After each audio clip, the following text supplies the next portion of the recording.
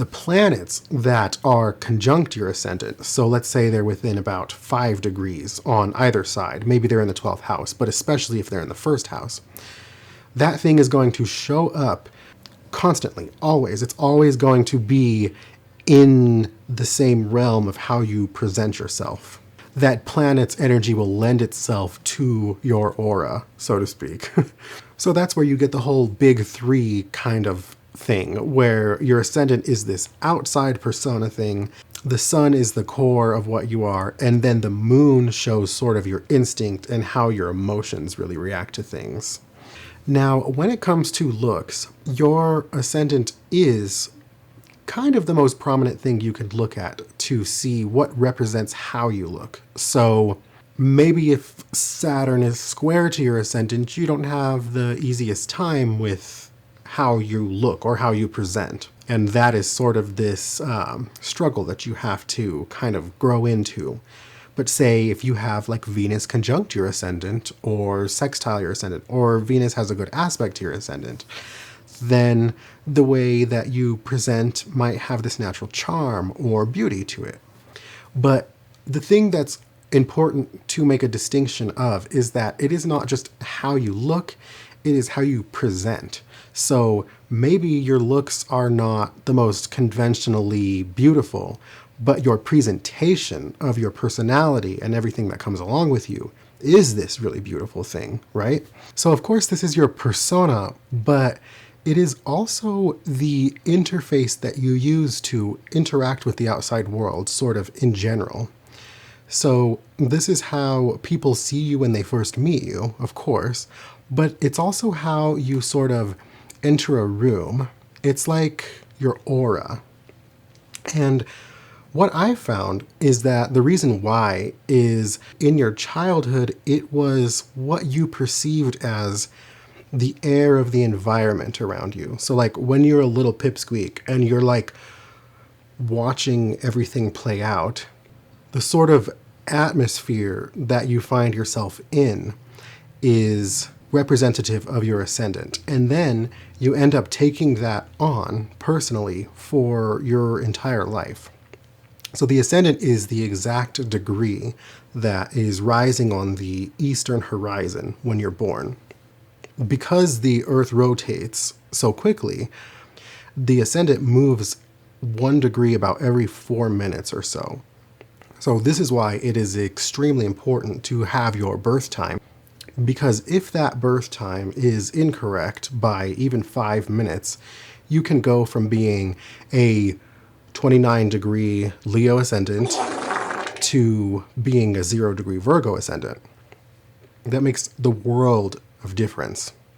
And when you get into the more complicated and more deep astrology, you really do want to know the exact degree that your ascendant's on, because there is different symbolism and meaning associated with every single degree, no matter what sign it is.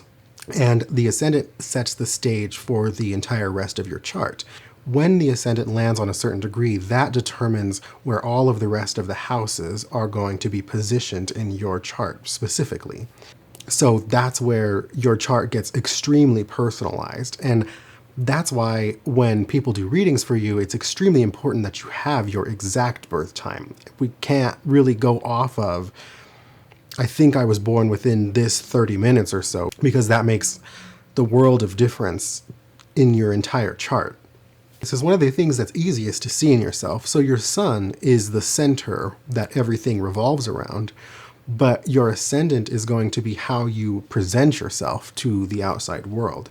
So those can be vastly different. You can have something like a fire sun, where you're this very assertive or rambunctious or big personality, but your ascendant is like Earth. So you present yourself at first as this very reserved type of person, but yet your sun shows this larger personality once people get to know you a little bit better, or vice versa.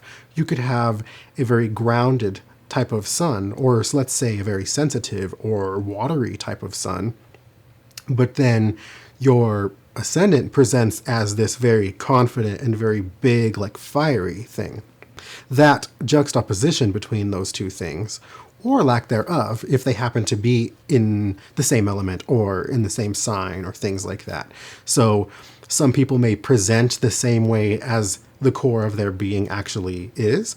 Some people present in an entirely different way, and then you get to know them and you get deeper into these layers. Planets that aspect your ascendant cause these things to show up on the surface in how you present. So say that your ascendant is square to Neptune, then you get more of this sort of Piscean or nebulous sort of energy where people project onto you, even though you have something that is very assertive, like an Aries ascendant. If it's like square to Neptune, then you get this you're assertive, but people project onto you kind of thing. If you have like Mars square the ascendant, then the aggression that you have can sort of come off in an off-putting way.